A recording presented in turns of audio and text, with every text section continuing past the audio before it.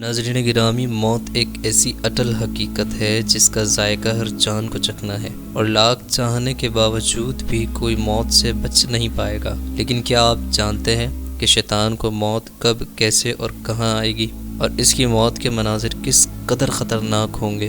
اگر آپ ان سوالوں کے جواب نہیں جانتے تو اس ویڈیو کو شروع سے لے کر آخر تک ضرور دیکھیے، کیونکہ اس ویڈیو میں ہم انہی سوالوں کے جواب دینے والے ہیں، اور یقیناً یہ جوابات آپ کے علم میں خاطر خواہ اضافے کا باعث بنیں گے۔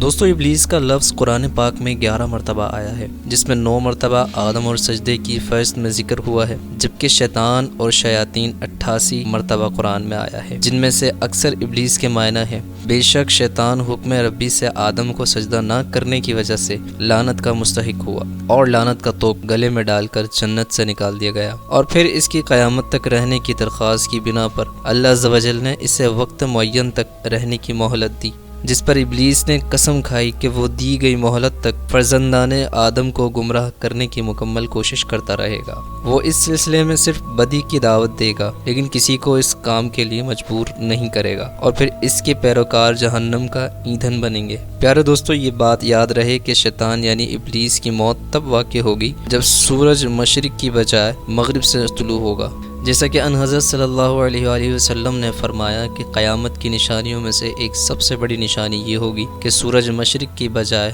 مغرب سے طلوع ہوگا، اور یہ سب سے بڑی قیامت کی نشانی ہوگی، اور یہ وہ وقت ہوگا جب لوگ اپنے روزمرہ کے کام کر کے سو جائیں گے، اور وہ رات 3 راتوں کے برابر ہوگی، اور جب لوگ سو کر اٹھ جائیں گے تو وہ دیکھیں گے کہ رات ابھی باقی ہے، لہٰذا لوگ پریشان ہو جائیں گے کہ رات ختم کیوں نہیں ہو رہی۔ پھر حکم خداوندی سے سورج مغرب سے طلوع ہوگا، اور کچھ ہی دیر بعد غروب ہو جائے گا، اور پھر دوبارہ مشرق سے طلوع ہوگا۔ یہ تمام منظر دیکھ کر شیطان زور زور سے چیخے گا، روئے گا، اور بلند آواز میں پکارے گا کہ ہائے میری موت، کہ ہائے میری موت۔ یہ سن کر شیطان کے چیلے اس سے یہ کہیں گے کہ ساری زندگی ہم نے تمہیں اس طرح نہیں دیکھا، تو آج ایسا کیا ہوا کہ تمہیں اپنی موت یاد آ گئی؟ تو پھر شیطان کہے گا کہ آخر کار سورج مغرب سے طلوع ہو گیا ہے، اور یہ میری موت کی نشانی ہے۔ ایک روایت میں ہے کہ جب قیامت آئے گی تو سب لوگ مر جائیں گے، لیکن شیطان بچ جائے گا۔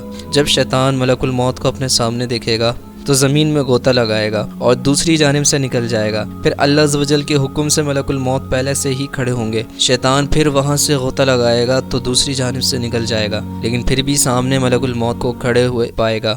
اس طرح شیطان اگر زمین کے چاروں طرف بھی غوطہ لگا کر نکلے گا تو ملک الموت پہلے سے ہی سامنے کھڑے ہوں گے۔ اس کے بعد شیطان پریشانی کے عالم میں ملک الموت سے کہے گا کہ تم مجھے کہاں لے جاؤ گے؟ تو وہ فرمائیں گے کہ تمہارا ٹھکانہ دوزخ ہی ہے۔ یہ سن کر شیطان سجدے میں گر جائے گا اور کہے گا کہ یا اللہ مجھے معاف فرما، لیکن اس وقت کسی کی توبہ قبول نہیں ہوگی۔ پیارے دوستو، حضرت آدم علیہ السلام نے اپنی وفات کے وقت اللہ تعالیٰ سے عرض کی کہ یا اللہ عز و جل، میری موت سے میرا ازلی دشمن ابلیس بہت خوش ہوگا، کیونکہ وہ قیامت تک زندہ رہے گا۔ تو اللہ تعالیٰ نے فرمایا کہ آدم تم وفات کے بعد سیدھا جنت میں چلے جاؤ گے، اور وہ ملعون قیامت تک دنیا میں ہی رہے گا، اور آخر میں اس کو موت آئے گی تاکہ ساری دنیا کے لوگوں کے برابر موت کی تکلیف اٹھائے گا۔ اللہ تعالیٰ کا جواب سن کر حضرت آدم علیہ السلام نے ملک الموت سے فرمایا، ابلیس کی موت کے منظر کے بارے میں مجھے بھی کچھ بتاؤ۔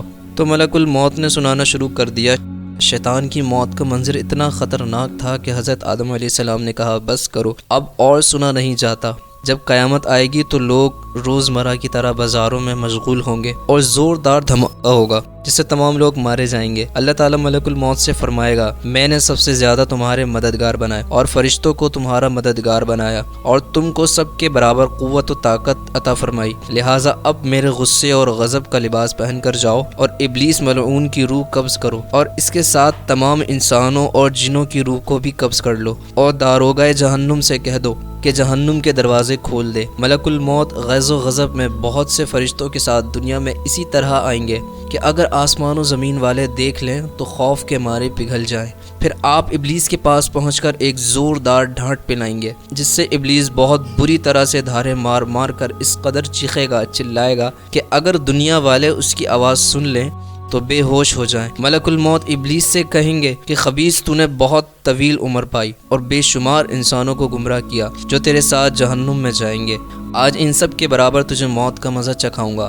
تیری مہلت اور ڈھیل کا وقت ختم ہو چکا ہے، اب تو موت سے بھاگ نہیں سکتا۔ ابلیس گھبرا کر کبھی مشرق کی جانب بھاگے گا تو کبھی مغرب کی، لیکن ہر طرف اپنے سامنے ملک الموت کو پائے گا۔ سمندر میں گھسنے کی کوشش کرے گا تو سمندر نکال پھینکے گا۔ آدم علیہ السلام کی قبر کے پاس کھڑا ہو کر کہے گا کہ آدم تمہاری وجہ سے میں ملعون و مردود بنا، کاش کہ تم پیدا ہی نہ ہوتے۔ پھر ملک الموت سے کہے گا کہ کتنی سختی اور تکلیف سے میری جان نکالو گے۔ آپ فرمائیں گے کہ جتنے لوگ جہنم میں ہیں ان سب سے زیادہ تکلیف اور سختی سے تیری جان نکالوں گا۔ یہ سن کر شیطان تڑپنے لگے گا اور چیختا چلاتا ادھر ادھر بھاگنے لگے گا، اور جہاں موت آنی ہے وہاں گر جائے گا۔ وہ جگہ آگ کے انگارے کی طرح سرخ ہوگی اور وہاں جہنم کی سنڈاسیاں لگی ہوں گی۔ ان سنڈاسیوں سے تڑپا تڑپا کر اس کی جان نکالی جائے گی۔ آدم علیہ السلام حوا علیہ السلام سے کہا جائے گا کہ ذرا اپنے دشمن کو دیکھو کس طرح ذلت کے ساتھ مر رہا ہے۔ وہ دیکھ کر خوش ہوں گے اور کہیں گے یا اللہ عز و جل تو نے ہم پر اپنی نعمت پوری فرما دی۔